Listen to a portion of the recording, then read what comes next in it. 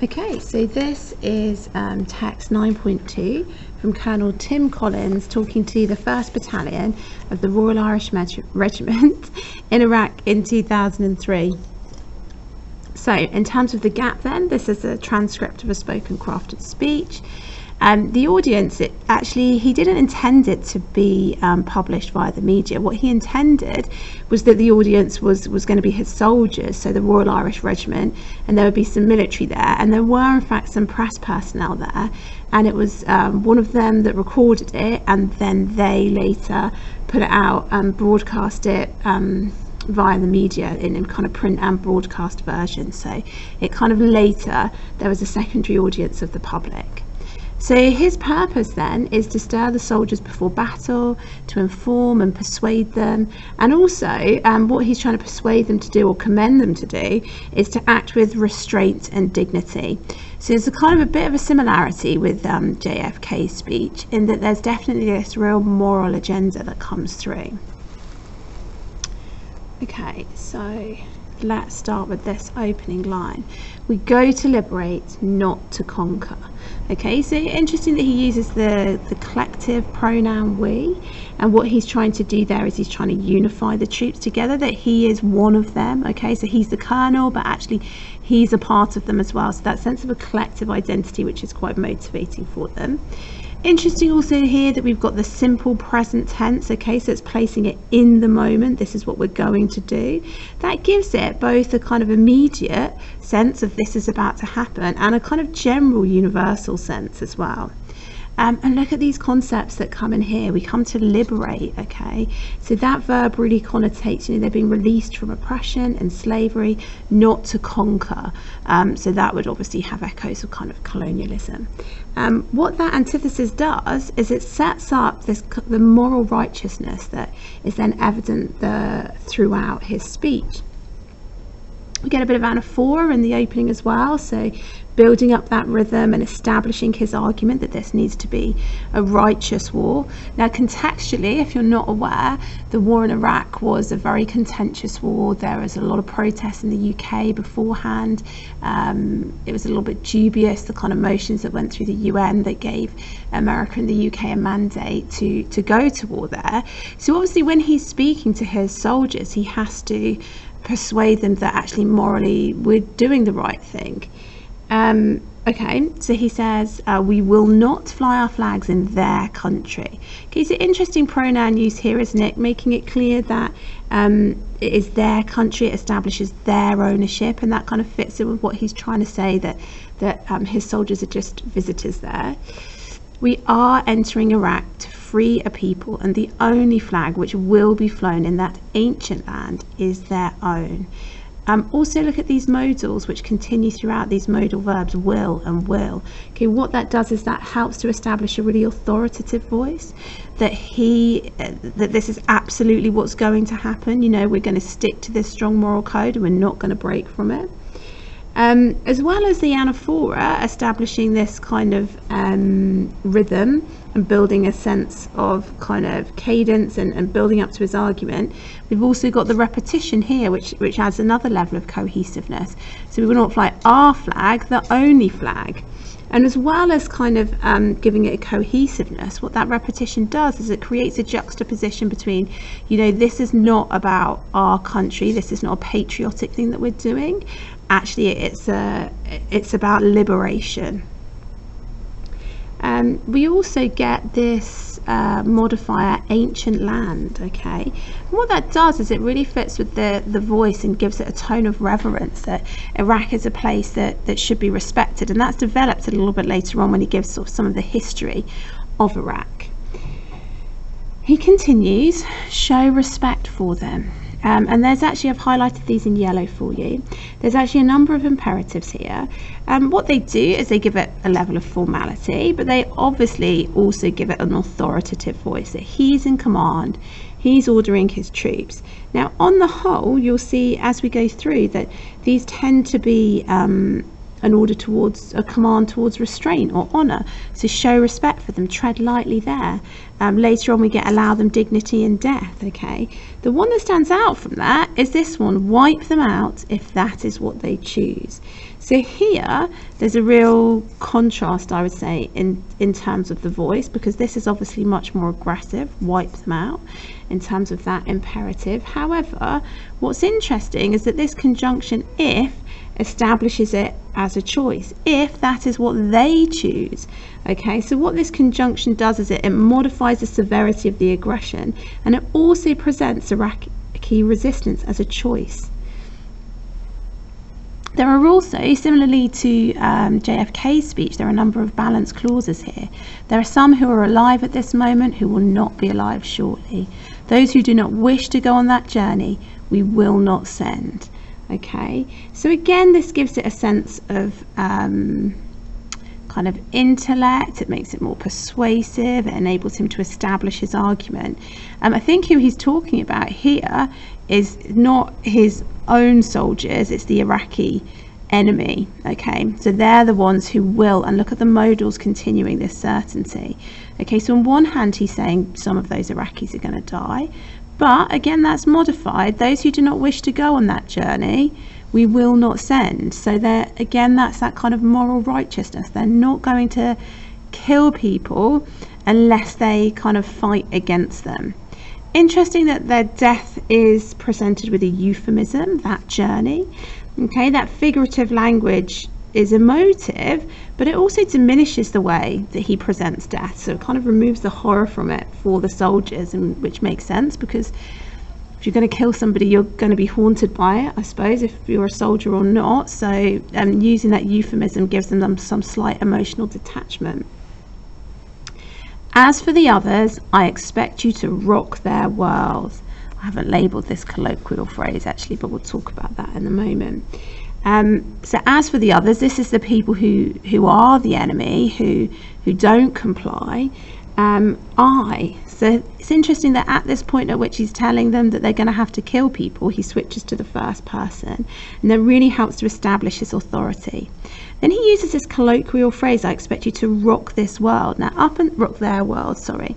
Up until this point, everything's been very formal, but obviously he is one of the soldiers as well. So this slight shift in voice, I think, is like building a sense of camaraderie with the other soldiers. So we've talked about this line, so let's go on to this one. But if you are ferocious in battle, remember to be magnanimous in victory. So again, another balanced phrase, and what's happening here is that again he's reminding them of the ideals. Yes, you can be ferocious in battle, but you need to be a good winner, basically. You need to fit in with our kind of righteous ideals of how a soldier should behave. We've got this fronted conjunction, which is interesting when we remember that in the line before he's been telling them to be aggressive and kill. Okay, and then we get this fronted conjunction, which is a reminder to be moderate, and it kind of counters the violence that he's been saying they should do previously. We get a shift to the second person. Okay, and this is like a shift towards being a little bit more personal, I would say, and addressing his soldiers directly. And this is when he returns to the idea of Iraq being steeped in history. So a kind of short sentence, again, making it clear that this is his message, making his speech easy to follow. And then we get this triad of references to the Bible. It is the site of the Garden of Eden, of the Great Flood, and the birthplace of Abraham. Now, I think this triad reminds the audience of concepts of restraint and honor, which fit in with the Bible and its kind of moral code. It gives a borrowed authority to him, and it demands moral respect. It also is demanding that they respect Iraq as a place, okay, and it's reminding them of kind of Iraq's place within history. Let's move this down a little bit. Okay. We get another juxtaposition here. You'll be embarrassed by their hospitality even though they have nothing. So you're really trying to get them to connect with the idea of who the Iraqi people are. Don't treat them as refugees, for they are in their own country.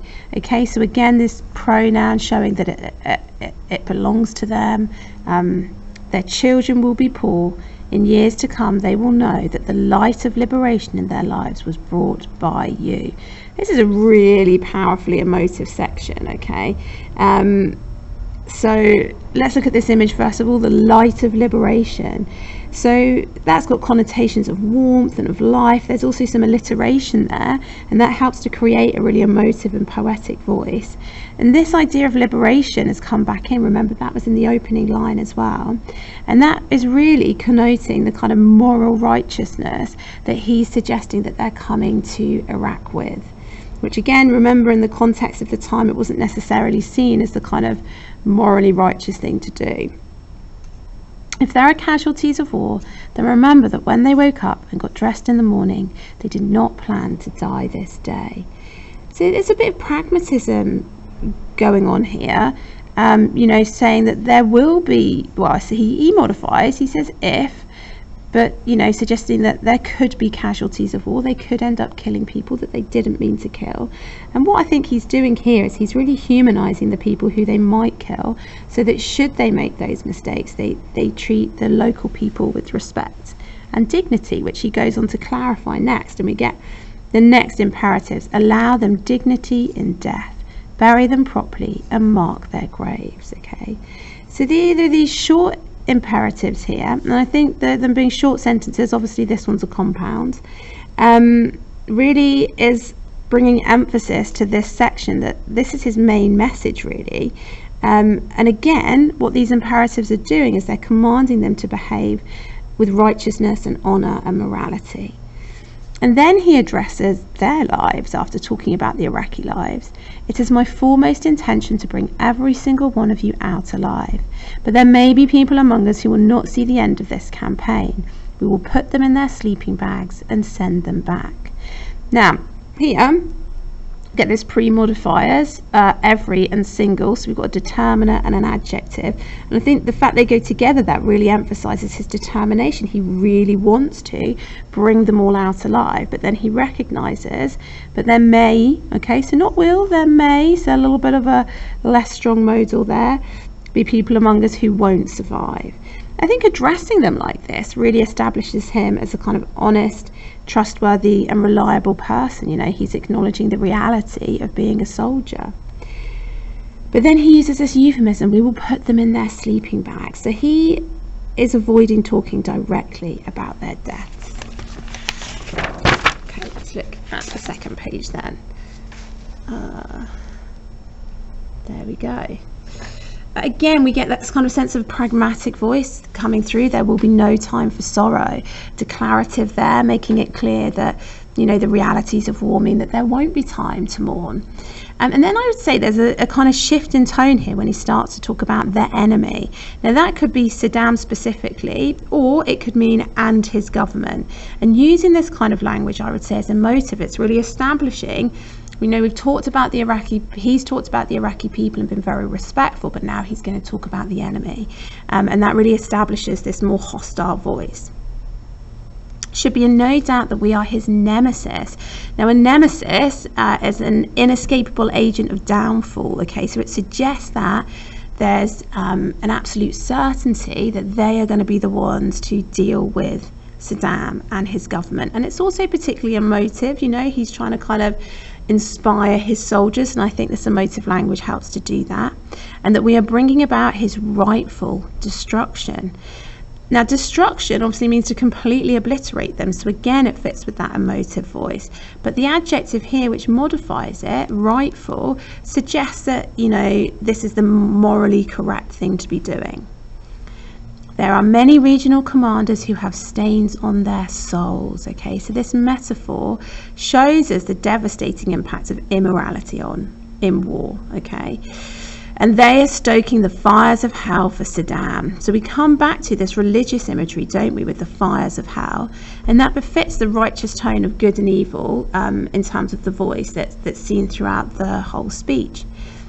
He and his forces will be, so again we've got these modals, this certainty that gives it this authoritative voice, destroyed. So again, another powerful verb that suggests that they're going to be successful by this coalition for what they have done. As they die, they will know their deeds have brought them to this place. Show them no pity. So here we've got another imperative. Apologies, it's not in yellow. And it really juxtaposes with the earlier empathetic tone.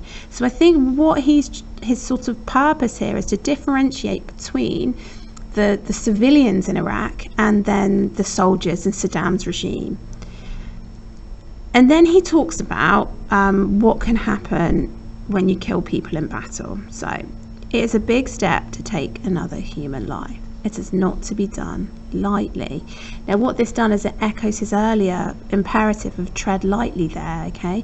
Again, reinforcing this tone of restraint. I know of men who have taken life needlessly in other conflicts. So this adverb here is really developing his voice as kind of righteous, but also experienced, because he's got experience of what's happened in other conflicts. I can assure you they live with the mark of Cain upon them. So I think this personal address here is really establishing his authority, and it's him trying to make an emotional connection with the soldiers who are there in front of him. Now, if you don't know who Cain is, okay, so Cain murdered his brother, and some traditional interpretations of the Bible considered Cain to be the originator of evil, violence, or greed. And basically, when he kills his brother, God curses him, but also marks him so that he cannot be killed. So it's this idea that if you kill somebody in war, you're going to be marked by that forever, and you're not going to be able to escape it. Okay, let's look at the last section. Try and get that all in shot for you. That's a bit wonky.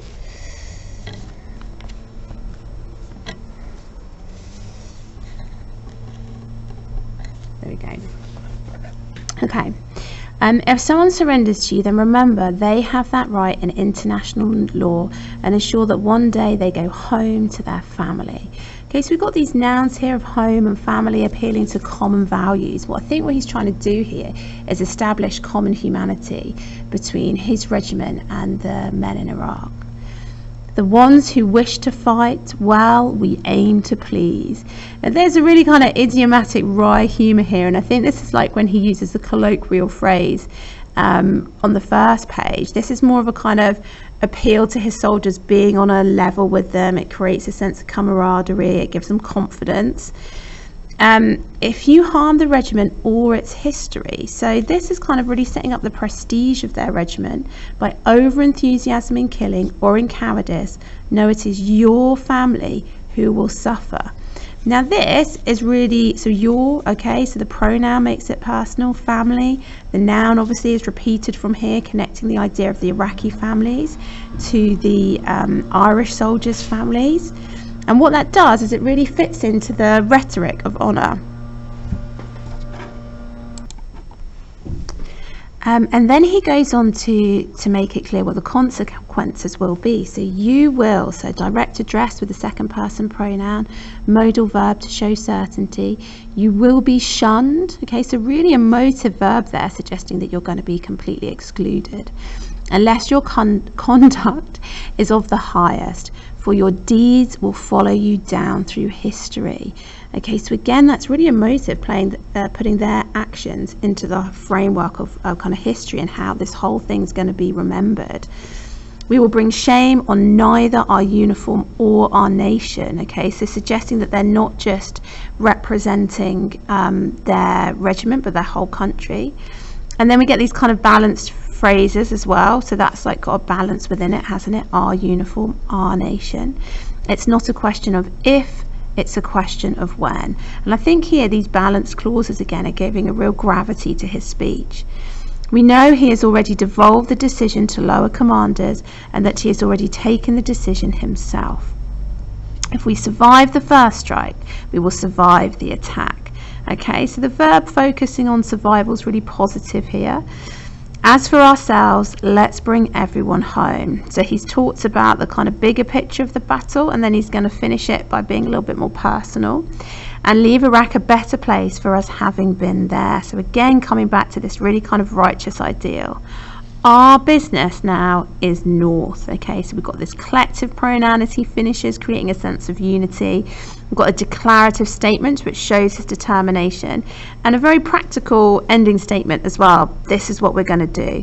I think the personal and the practical really come together in the conclusion, and that appeals to the soldiers, that they're personally engaged, but they also know what's expected of them in their job.